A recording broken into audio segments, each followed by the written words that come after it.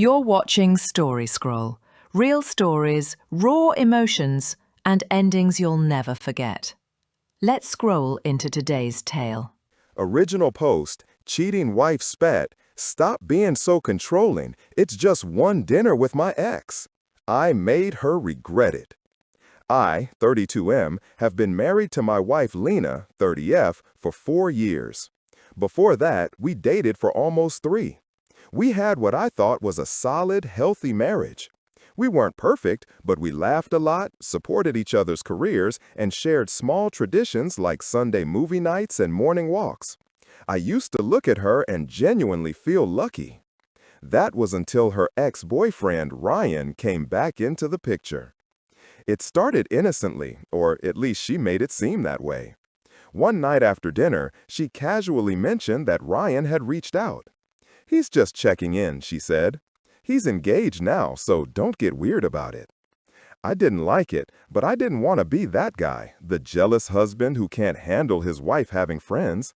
I simply said, "All right, as long as it's just friendly." A week later, she told me she was meeting him for dinner. "Just to catch up," she said again. Something in my gut twisted. I told her, "Lena, I don't think that's a good idea. You have a history with him. It's not just dinner." She slammed her fork down and glared at me. "Stop being so controlling. It's just dinner. You're acting insecure for no reason." The way she spat those words stung. I backed off, not wanting to start a fight. "Fine," I said. "Do what you want." She rolled her eyes and muttered, "Thanks for the permission," before walking away. That night, she left looking like she was going on a date, not a friendly dinner. A black dress, red lipstick, perfume she hadn't worn in months. I told myself I was overthinking, that she deserved trust. But the pit in my stomach never went away. After that night, things changed. Lena started spending more time at work or with friends. She kept her phone glued to her hand, took long showers with her phone on the bathroom counter, and whenever I walked into the room, she'd quickly flip her screen over. One night, I saw a notification pop up while she was in the kitchen. A message from R. The preview read, "Can't wait to see you again." When I confronted her, she laughed it off. "Oh my God, you're ridiculous. That's Ryan, and we're just talking about an old friend's wedding. Stop snooping." She kissed me on the cheek, called me paranoid, and changed her lock screen to something generic the next day. Weeks went by, and I tried to trust her, but the cracks kept widening. She started dressing up more often, spending hours getting ready to run errands. She'd giggle at her phone, type quickly, then hide it when I walked in. Then came the night that broke me. Lena told me she was going out with coworkers after work to celebrate a project launch. I said okay, trying to act normal. Around 9 p.m., I was scrolling through Instagram when a mutual friend posted a story from a fancy restaurant downtown. In the background, clear as day, was Lena, sitting across from Ryan, holding his hand. My stomach dropped. I replayed the story 3 times, hoping I was wrong. But I knew that dress, that smile, that look she gave him. It wasn't friendly. It was intimate. I didn't call her. I didn't text her. I just sat there in silence, watching the little story circle spin, wishing I could unsee it. She came home around midnight, smelling faintly of his cologne. When I asked how her night was, she smiled and said, "Fun, I'll tell you all about it tomorrow." I'm exhausted. I just nodded and said, "Sure, get some rest." Inside, something in me had gone completely still. The next day, while she was at work, I synced my iPad to her iCloud. Something she'd forgotten was still connected. My hands were shaking the whole time. There they were. Messages between her and Ryan going back weeks. I miss what we had. Last night felt like old times. He has no idea, does he? Don't talk about him, just us. Each word felt like a dagger. I couldn't even finish reading. I locked the iPad, sat on the couch, and just stared at the wall. When she got home, I confronted her. I didn't yell, I didn't cry. I just told her I'd seen everything. At first, she went pale. Then she tried to flip it. You invaded my privacy? Are you serious right now? You had no right to go through my messages. I let her finish her little performance, then asked, "So, are you denying it?" Silence. She looked down, then said, "It's not what it looks like. We were just talking. I got caught up in nostalgia, that's all. You're overreacting." "Overreacting?" I repeated, my voice calm but hollow. "You told me it was just dinner." She folded her arms, avoiding my eyes. "You're so dramatic. I can't even talk to an old friend without you accusing me of cheating." I stared at her for a long time before finally saying, "You're right. I won't react. Not yet." She looked confused. "What does that mean?" I stood up, grabbed my keys, and said, "It means that was the last time you get to lie to me and call it love." That night, I didn't sleep. I packed a small bag and went to stay with a friend. Sitting on his couch, staring at the ceiling, all I could think was how one innocent dinner had unraveled everything I thought was real. That was the night I stopped being her husband and started planning my exit. Update 1. Hey everyone, it's been about 3 weeks since my original post. A lot has happened, and I figured I'd give an update, mostly because writing this out helps me stay grounded. After I found those messages between Lena and her ex, I didn't explode or make a scene. I didn't throw things, beg, or plead. I just went quiet. And for Lena, that was new. She was used to me being communicative, open, emotional. My silence scared her more than yelling ever could. I moved out that night to a friend's place, just to clear my head. She texted and called a few times asking when I'd come home. I said I needed space, and she didn't push much after that, probably because she was guilty.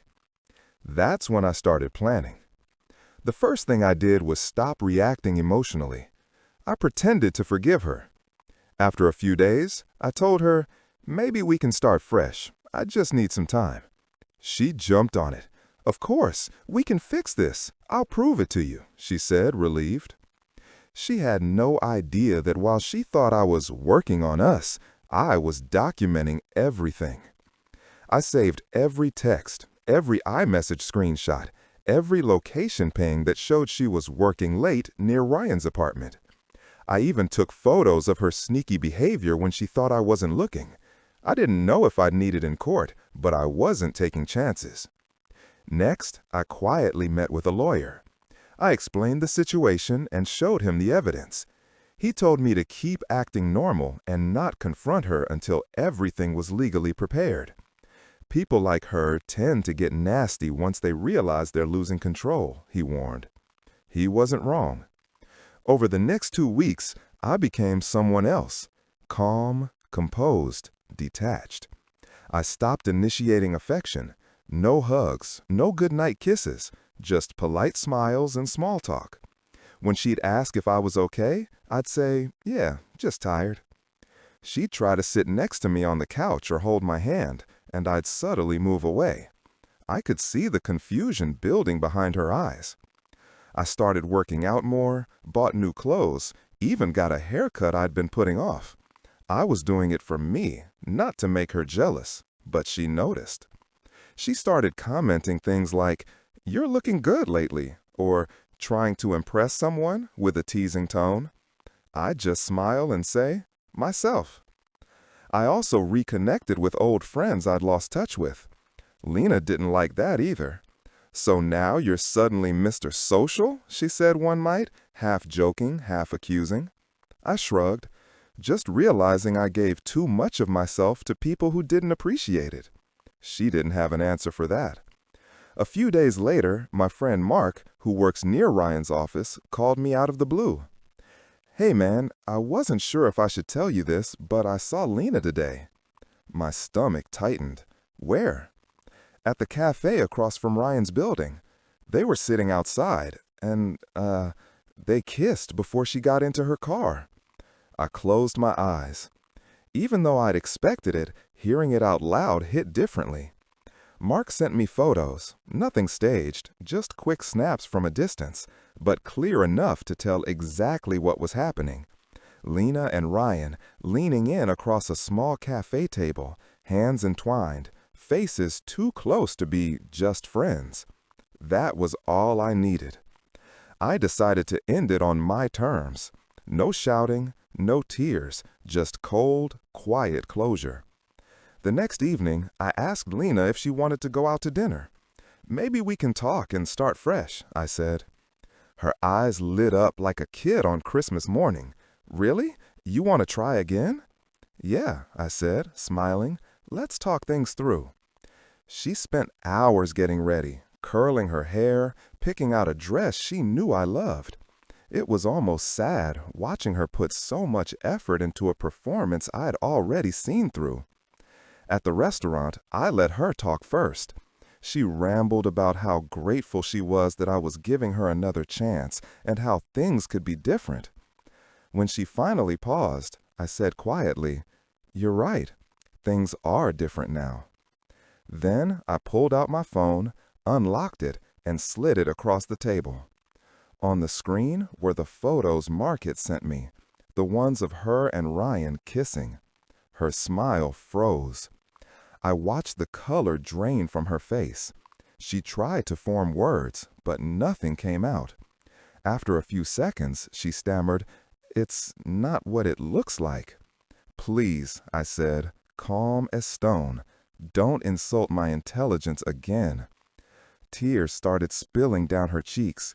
"It was just emotional. I was confused. I didn't mean to hurt you. I didn't know what I wanted." I nodded.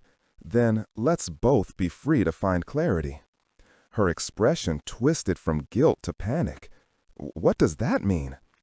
"It means," I said, pushing my chair back, "that I already moved half my things out. You'll be hearing from my lawyer soon." She blinked, shocked. "Wait, what? You can't just—" "I can," I said, standing up, "and I already did." I paid for the dinner, left the receipt on the table, and walked out. When I got home, well, to my new home, I posted a photo on my social media. Just a simple sunset with the caption, "Sometimes peace begins with goodbye." No names, no drama, just quiet finality. That night, she called me 17 times. I didn't answer a single one. Then came the texts. "Please, can we talk? I made a mistake. You'll regret this." I typed out my final message and sent it. "Funny, that's what I thought when you went to dinner with your ex." Then I blocked her. Since then, I've been sleeping better than I have in months. I wake up early, hit the gym, and actually feel light. My lawyer says things are moving smoothly, and since we have no kids, it should be a clean divorce. It's strange. I thought I'd feel devastated, but I don't. I just feel done. There's still one more thing I want to do before I close this chapter completely, but I'll save that for the final update. Let's just say, karma's got good timing. Final update. It's been 6 months since everything went down. The divorce is finalized, the paperwork's done, and my name isn't tied to Lena's anymore.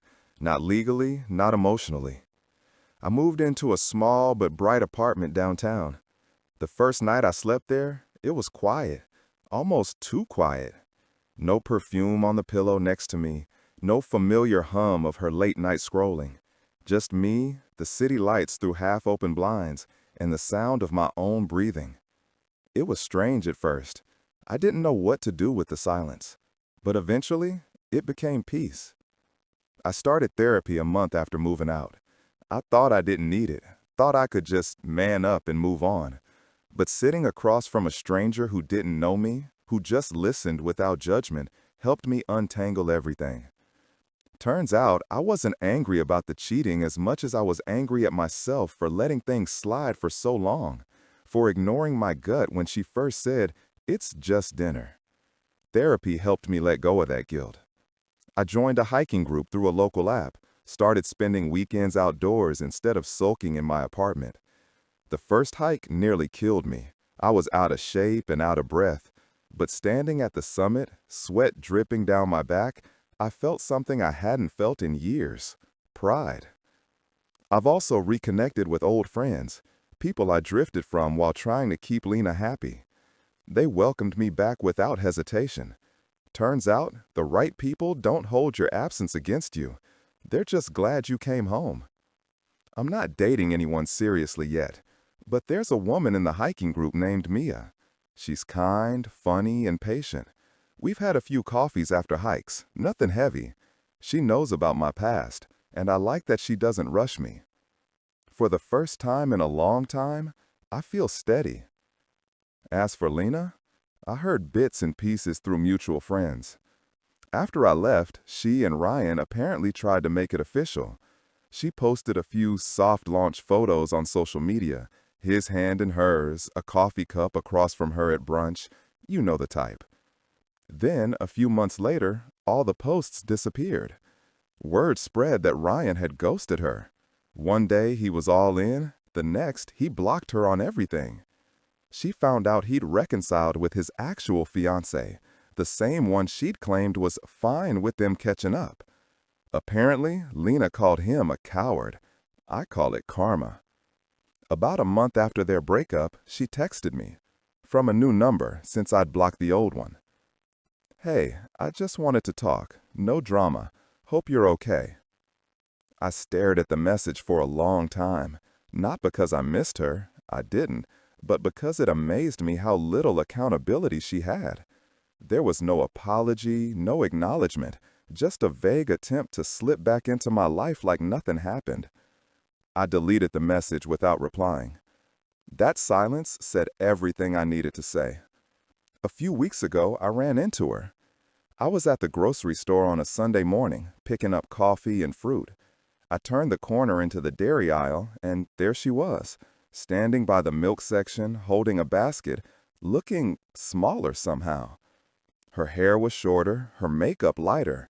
She looked like she'd aged years in just months. Our eyes met, and for a second, we both froze. Then she smiled, a little uncertain. "Hey," she said softly. "Hey," I replied.